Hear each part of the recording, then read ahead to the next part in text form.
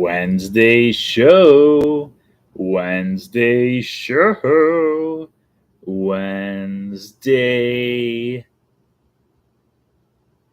show.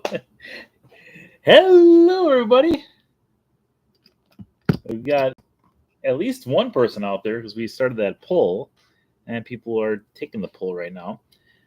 So your three topics tonight, or three options for the topics tonight, is the crazy challenge prep, ask the expert, or connect the dots.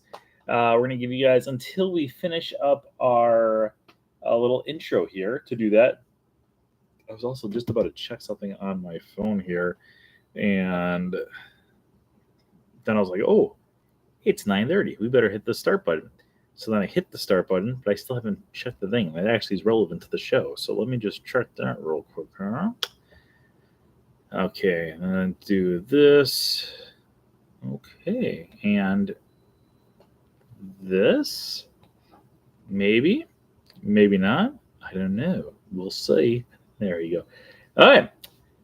So how's everyone doing? Are you guys doing well? Hopefully everyone's doing well out there. Howdy, Alex. Well, welcome to the wildest ride on the internet. I'm your host, Brent Dodge, and tonight we're going to be talking about Disney. Oh, wow, Disney? What about Disney? Okay, this is ridiculous already. I'm tempted to set a goal tonight too. So let's set a goal here too. We'll do all colors. We'll do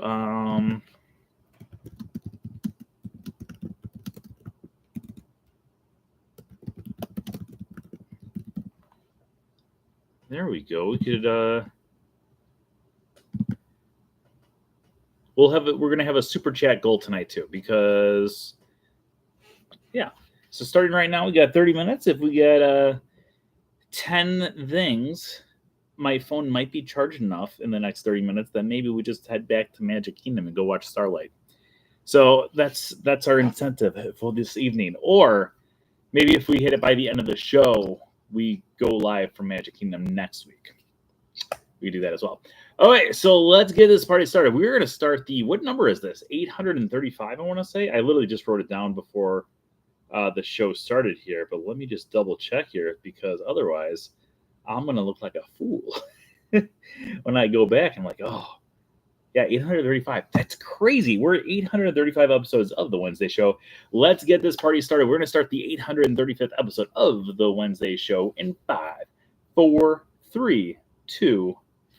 Hello, everybody, and welcome to the 835th episode of the Wednesday show. Today is August 20th, 2025, and I'm your host, as always, Brent Dodge. Hello.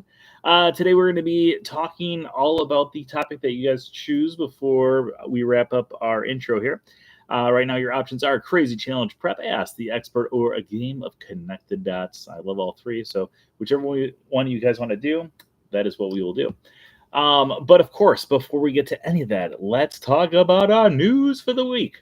So first off, thank you everyone out there who's been joining us for our Saturday in the Park. If you didn't already know, every single Saturday we do a live broadcast from someplace found throughout the Walt Disney World Resort.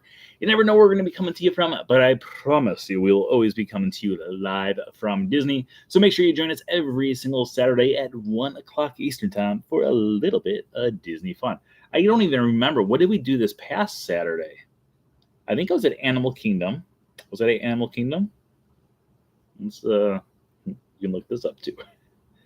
Festival of Lion King. That's right. We did Festival of Lion King this past Saturday. Also, speaking of the views on YouTube, if we continue to get more and more subscribers as the evening goes on, we will go into more and more extra innings. We also do have that goal for the end of the night here, but let's take subscriber count right now. We are sitting at 8,832. This has been a great week for subscribers. So thank you everyone out there. If you're a new subscriber, for subscribing. If you're an old subscriber, thank you for still being subscribed. And if you sent anyone over, doubly thank you. So thank you everyone out there. This is getting closer and closer to 9,000 subscribers. We are now 168 subscribers away from 9,000, which is kind of crazy. And just watch this. We're going to count to 10, and that's going to go up to 8,833.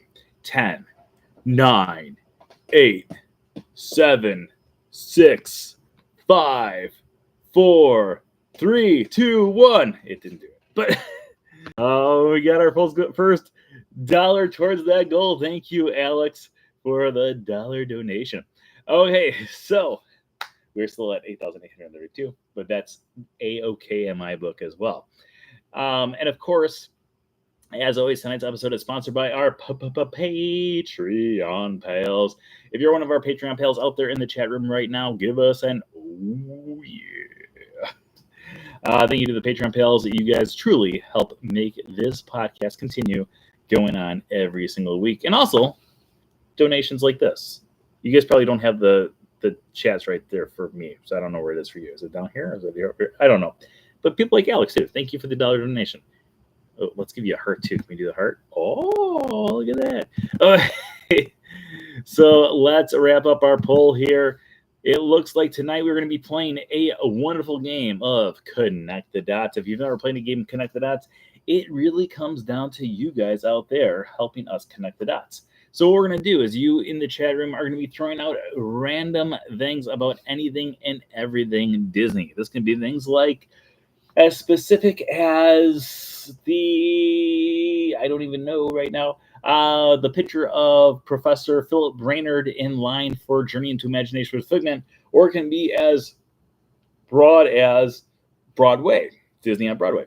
So what you guys are going to do is you're going to throw anything and everything about anything and everything Disney into the comments. I'm going to go in order from the first comment to the second comment to the third comment and connect them and figure out exactly how these things are connected. Obviously, there's obvious things like they're old Disney. Well, yeah, that's just not as much fun. So instead, what we're going to do is we're going to go through and try to get the greatest connections of all time here on the show tonight. But it also comes down to you in the chat room, making sure that you're throwing the things down into the comments. And if you're not throwing things down, it's just going to be a much shorter show than I anticipated. So start throwing those things out in the comments starting right now, because right now I'm just killing time, waiting for things to start popping up so we can have it so we start to get these connections together. We got Camp Mini Mickey is the first one there. Thank you, Eric, for the donation as well. We are closer to going over to tonight. We will do this tonight, by the way. If you guys, if you go through and if we hit this goal of 10 donations, it can be things as small as $1. We will go over tonight to watch Disney Starlight at the 11 o'clock, which is in 1 hour and 22 minutes. So we'll end our Connect the Dots and then head over that way. So keep on throwing that out there. Okay, so we got the Antique Clock and the Magic Kingdom Emporium. We're going to start off with Camp Mini Mickey. We're going to make the connections down until the next one and the next one and the next one after that. So keep on throwing those out there because tonight's episode only goes as long as you guys keep on throwing things out there. Let's get this party started. Okay, we're going to start off with Camp Mini Mickey. So Camp Mini Mickey originally debuted with Disney's Animal Kingdom way back in the wonderful year of 1998. So back in the year 1998, when Disney was creating Disney's Animal Kingdom, they wanted to have it so there was going to be this amazing thing called Beastly Kingdom. And of course, they just didn't have the funding for it at that point. So instead, what they decided to do, they decided to have it so there would be a temporary land with things called Camp Mini Mickey. Now, inside of Camp Mini Mickey, we had an amazing show called Pocahontas and Her Forest Friends, starring Sprig the Twig. I love that guy so much.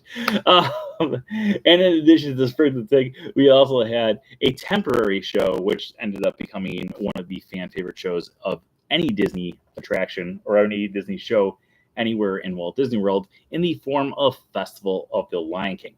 So Festival of the Lion King would eventually make its way over to Africa, aka Harambe, when that area was being demolished to make way for Pandora. So Harambe did get a brand new home in the form of Festival of the Lion King. Now, prior to this, there was actually a different tour that used to go on over here. Well, it's the same tour that's still going on, but they used to have the Wild Africa Trek, and at the Wild Africa Trek, that still goes on today, you meet over by Kilimanjaro Safaris. But before that, when the Wild Africa Trek first made its debut, you actually used to be able to go down and have it so you checked in where the Festival Lion King is. But it used to have this little waterway that went down, and it was down by the water. It was pretty cool. Then eventually they would kind of take you through the woodsy area until they took you backstage over by the Wild Africa Trek. Now, the Wild Africa Trek is not the first tour that Disney's ever seen. In fact, there's actually been several different tours through the history of the Walt Disney World Resort. There's been things like Behind the Seats. There's been things like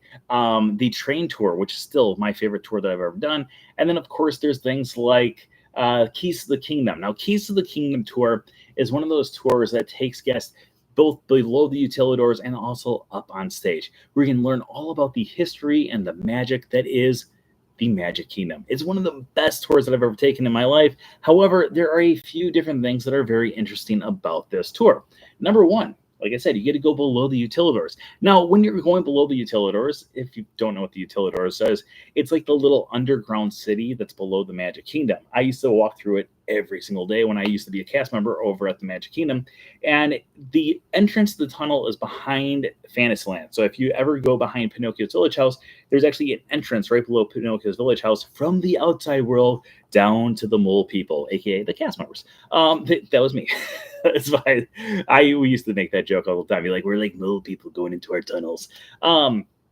So if you continue going all the way down the tunnel, eventually you would get to the Emporium. And one of the cool things is while you're going through the different sections of the tunnel, it started off with every single cast member. You have people from Tomorrowland, Adventureland, Frontierland, Main Street USA, and then you would slowly lose different people until you eventually got down to Main Street USA, where there was mainly the people who worked at Main Street USA, along with the custodians. And if you went up to the top floor, there was two different ways to go. One of them would take you over on the east side of the thing, and the other one would take you on the west side, over by the Emporium. Now, if you went into the Emporium, there was this really cool antique clock that's still there to this day. It's kind of in the center of the entire area, and it's one of those things, by the way, I don't know if you guys realize, but it took us a while to get there, and we got there. Also, it looks like we are now up to 4 donations. Thanks to everyone out there who's been donating. We're getting closer and closer to heading over to Magic Kingdom, literally tonight. Wait, how did we get ice cream on there? I don't know how the ice cream popped up. Ashley, how did you get ice cream on there? Or is that your suggestion? I have no idea. Eric, you don't have to keep on doing this. I'm sure other people will donate too, so we can get over to Magic Kingdom tonight. Okay, so Eric, what are you doing? Actually, Eric, I don't even know if it's counting all of yours. I think it's just saying, oh, it's a sticker. Eric, I think it's just continuing to say that it's all just one thing. Okay, it's saying right now that we're at 6. Okay, so anyways, I'm trying to figure out what goes after the antique clock. Oh, wait, don't send that. Wait a minute. What's our next thing after the antique clock? R2-D2. Okay. So the antique clock that sits inside the central area is right below one of the windows that's outside. So if you ever go through the windows of Main Street USA, there's all these different really cool windows, and all of them have it so there's a little nod to the people who actually go through and created the Magic Kingdom and Walt Disney World in general. Now, a few of these things are very elaborate and some of them are very simple. So if you know who the people are, well, you're in luck because you're going to learn a lot more about those people. And if you don't know who the people are, there's little clues. So for instance, right outside by the antique clock, there's one that says chimney sweeps, bug lovers, and a few other things. This is nods to Mary Poppins along with Herbie the Love Bug. Now, in addition to Herbie the Love Bug having a little nod here on Main Street USA, obviously there have been several different nods to Herbie the Love Bug all around the Walt Disney World Resort. We had things like Lights, Motors, Actions, which is a great one. In addition to Lights, Motors, Actions, we also had it so there was things like the All-Star Movies, where you have an entire section that is based around Herbie the Love Bug. In addition to the Herbie the Love Bug section of that, we also had one of the original Herbie the Love Bugs from the films could be found on the Studio Backlot tour, but my favorite one they could find anywhere in Walt Disney World was actually in the Old Planet Hollywood. If you would go inside the Old Planet Hollywood, above you there was several different characters from different films, not just Disney films, but all films. And one of the things was actually a giant Herbie the Love Bug just kind of hanging above you. Overall, one of the coolest experiences that you could go through and see. So I used to wave at him all the time. But right outside of there, if you would take a right, eventually they would go through and create more things that were dealing with things inside of Planet Hollywood.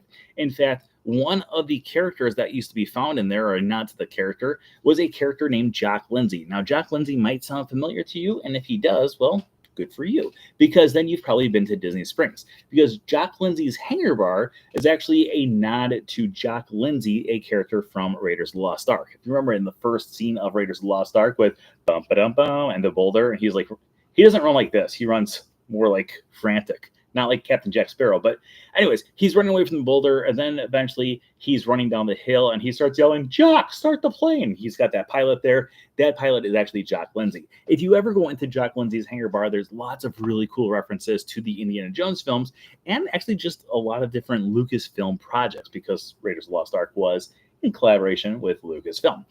Some of these different references are the little idol that he actually steals at the very start of that film. In addition to that, you've got references to Reggie the Snake, who is Jock Lindsay's snake in the film. And then also, if you take a look on the left-hand wall, you can find some codes. And if you read those codes slowly, you'll see that one of them says C-3PO and another one says R2-D2. So R2-D2 does have several different references found throughout the entire Walt Disney World Resort and Disneyland, actually. In fact, if you've ever gone over to Disneyland and Star Tours, you have you have definitely seen the actual R2-D2 that was used in one of these Star Wars films. So in 1983, Lucasfilm would film a movie which would be called Return of the Jedi. In Return of the Jedi, they would have it so R2-D2 and C-3PO would eventually go to Tatooine. Well, not eventually, it was like right at the start of the film. And they took the R2-D2 that was used in that film and they shipped it off to Disney when they said, hey, we're planning on making this little thing called Star Tours. So the R2-D2 that you can find in Star Tours in Disneyland is the actual R2-D2 that was found in the movie Return of the Jedi. But that's besides the point, because this is not the only time you can find actual props from the films inside the parks. There's several other places that you can do this, including if you're going over to, again, we've talked a lot about Indiana Jones tonight, but let's talk a little bit more about it. If you go over to Indiana Jones's Epic Stunt Spectacular, there are several different things that you can find in there that dealt with Indiana Jones and the Last Crusade.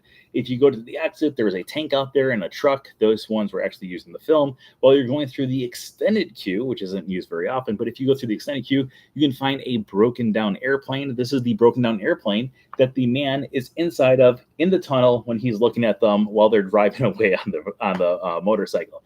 Really, really cool. In addition to that, while you're going through Disney's Hollywood Studios, there are so many different nods to different classic movies along with the animated movies. So, for instance, if you go in front of Mickey and Minnie's Runaway Railway, you can find all the different handprints of famous people like Harrison Ford and George Lucas. We've talked a lot about these guys tonight. But in addition to those ones, if you used to go over to the Magic of Disney Animation, you could actually find the handprints of some of the animators that worked on classic Disney films like Snow White and the Seven Dwarfs and Pinocchio, Peter Pan.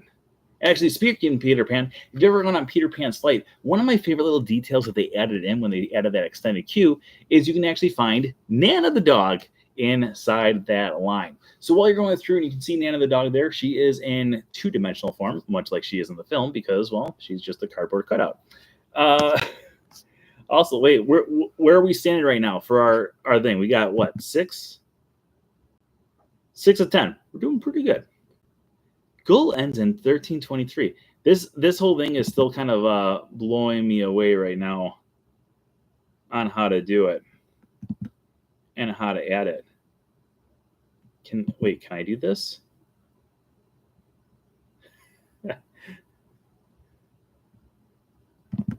Let's see here. Wait, this is kind of weird.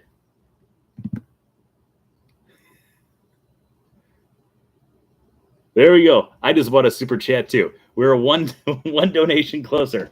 Okay. I didn't even know I could send one to myself. I'm just going to keep on sending myself money, even though I know for a fact that it actually comes right out of my own pocket. Okay, so Nana the dog inside there. We also have our dog house. And actually, let's talk a little bit about Nana the dog, because in the original Peter Pan story, before the one that we actually saw in 1953, one of the original ideas was that Nana the dog was actually going to go to Neverland with Michael, Jane, and no, not Jane. Jane's the daughter. Michael, John, and Wendy from the film. So what they were going to do is they were going to have it so Nana the dog would actually sail off to Neverland with them. Also, I think my super chat just ended the chat. Just ruined everything. All of a sudden, it just popped up saying that we have no one watching. There we go. Okay. So Nana was originally supposed to go there, and then they decided that that just wasn't going to work. So they decided to have it so it's just going to be the other characters. And that brings us to the character of Tinkerbell. Now, Tinkerbell has had a lot of different nods around the Walt Disney World Resort throughout the years, including her old Tinkerbell's Treasures. Now, Tinkerbell's Treasures used to be found... It just says, you did it. Your goal is complete. Yeah. Okay. So thank you, guys. We hit our goal. So what we're going to do, this is what we're going to do. We will do this until 11, or I'm sorry, not 11 o'clock, until 10 o'clock. We will continue to do our Connect the Dots, and then we'll wrap up the Wednesday show, and then I will quickly get ready. And then from there, we will go do a bonus after show over at the Magic Kingdom. So, yeah, it's exciting. Okay, let's continue. I don't even know how you guys... Thank you. I appreciate it. I like the fact that... I don't know how Ashley's sending food, but I like the fact that she's sending food. It would be pretty cool if that food became real food, though. So maybe YouTube needs to work on that. Okay, anyways, so Tinkerbell's Treasures. So Tinkerbell's Treasures used to have it so you could walk into Tinkerbell's Treasures, which is now Bibbidi Bobbidi Boutique, and you can go through and you could start shaking a bell and saying, Tinkerbell, Tinkerbell. It's one of my earliest YouTube videos. And then Tinkerbell would become a digital thing on the wall. She would fly down, and then she would be there to greet all of you wonderful people. Now, in addition to Tinkerbell, being there, we also had it so there was a few different references to a few different characters that could be found inside the shop. They had Mr. Smee and Captain Hook and Peter Pan obviously everywhere, but let's talk a little bit about Mr. Smee, because the Mr. Smee that was on the wall I think was one of the coolest things. And he is not like the only rare character there, but he is a character that had it so he lent his voice to several different characters. So the guy who played Mr. Smee, you could also hear him as the White Rabbit in the Alice in Wonderland. In addition to that, he was also the voice of Professor Woodlore in the old Donald Duck cartoons where he dealt with Humphrey the Bear. Aha, we got there. Okay, so talking about Humphrey the Bear, now I'm trying to figure out how we're going to get to the next one. Can we do it? Yes, we can. Okay, so speaking of Humphrey the Bear, I'm also now kind of worried about my phone. I don't know if we're going to be able to... Is it charged? Charge a little bit faster, please. Oh, wait. It's charging. It was like almost dead when I got home today. So Humphrey the Bear, he would debut in a few different cartoons. One of my favorites was when he would go, first you hit it with the stick, then you put it in the bag, bump, bump. You guys remember that one? It's called Clean Up or Trash Up. I can't remember the exact name, but it was a great cartoon. Humphrey the Bear would go through, and eventually he would be with Professor Woodlore, and Professor Woodlore actually would be the inspiration for the brand new Piston Peak that is going to be coming over to the Magic Kingdom. If you've ever seen the concept art for this, on the bottom right-hand corner, you can see a ranger. The ranger has the same exact characteristics as the park ranger that could be found in these old cartoons. Now, in addition to all of those things taking the place of Tom Sawyer Island, which I just absolutely love. I miss Tom Sawyer Island so much. Let's talk a little bit about other things that have kind of fallen by the wayside. So in addition to Tom Sawyer Island falling by the wayside, at one point over at the Magic Kingdom, we also had 20,000 Leagues that disappeared. We also had Mr. Toad's Wild Ride disappear. We also had Seven Dwarfs Mine Train, that's still there. Snow White's Scary Adventures disappeared, and several other things. I am really, really, really trying. I kind of have an idea of how to get there, but I have no idea how I'm going to get there. But let's talk a little bit about some food places that disappeared. I know exactly how we're going to get there. So, one of the food places that used to be found over at the Magic Kingdom, specifically in Fantasyland, used to be a place called Gurgi's Munchies and Crunchies. Remember Gurgi? No, you don't? Gurgi was from the 1985 Disney animated film, The Black Cauldron. Now, The Black Cauldron was one of those films that a lot of people just kind of forgot about. In fact, if you go back and look at 1980s Disney animated films, there are so many different. Side note, for those people who are just joining us right now, stick around. We are going to be having a bonus episode after this in about 5 to 10 minutes. We're going to be leaving here and heading over to the Magic Kingdom to go check out Disney's Starlight Parade. So if you guys want to stick around, let us know. Or you don't have to let us know. Just stick around. So we just had like a bunch of people pop on. So that's why I was just saying that. So Gurgi's Munchies and Crunchies was a nod to the Black Cauldron, and the Black Cauldron, like I said, was one of several different films that could be found in the old 1980s animated films, and most of them were just complete and epic failures. I personally love all of them. Actually, if I would go through all the 1980s films, obviously you've got The Little Mermaid, which is a classic, but out of all the 1980s films, I actually think my favorite is The Great Mouse Detective. Now, The Great Mouse Detective obviously stars Basil of Baker Street and Ratigan. However, the toy maker that is found in that film was voiced by Alan Young. And if you ever listen to him, you're probably like, this guy sounds very familiar. Where else do I know him from? Well, obviously, he is also the voice of Scrooge McDuck in DuckTales, and Scrooge originally came from the Castle McDuck. It took a while to get there, but we got there. So speaking of the Castle McDuck, so the Castle McDuck originally made its debut back in the 1940s in the comic book form. So back when they used to have the Uncle Scrooge comics, the Uncle Scrooge Adventures eventually.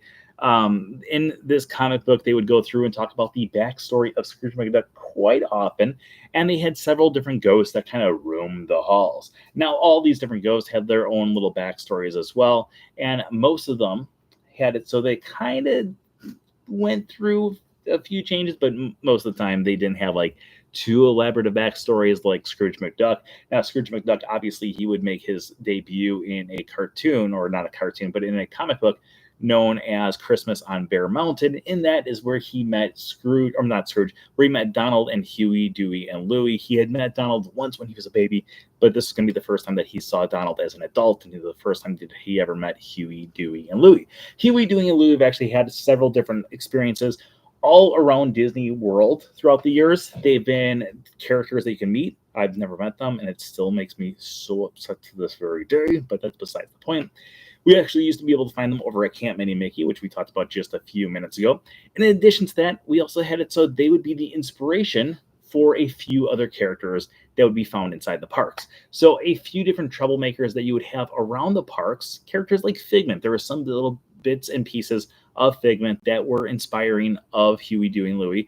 But some of the ones that are more prominent that most people don't really realize is over at both Summit, or not, I skipped ahead of myself. Over at Blizzard Beach and Typhoon Lagoon, there is the Laguana Gator and there is the Ice Gator. And the Ice Gator has it so he was a little bit more troublesome. And one of the times when they were first explaining him back in 1996, they said kind of think of him as like, a little troublesome, kind of like sometimes how, Huey, Dewey, and Louie would be. It's like it was something from the 1990s. I just remember there was one of the little commercials that they had. I think it might have been on the Wonderful World of Disney when they were talking about it. And they're like, it's like another like classic like character, kind of like Huey, Dewey, and Louie. But anyways, the Ice Gator has the story that he is an alligator that would actually be living at a beach that eventually would get snowed in here in the state of Florida. And eventually he would be the person who would sail down the giant ski slope and sail off into a wall at the very opening of Blizzard Beach. And of course, the ski slope that he went down was known as Summit Plummet. Now, Summit Plummet it is a classic water slide that I personally love.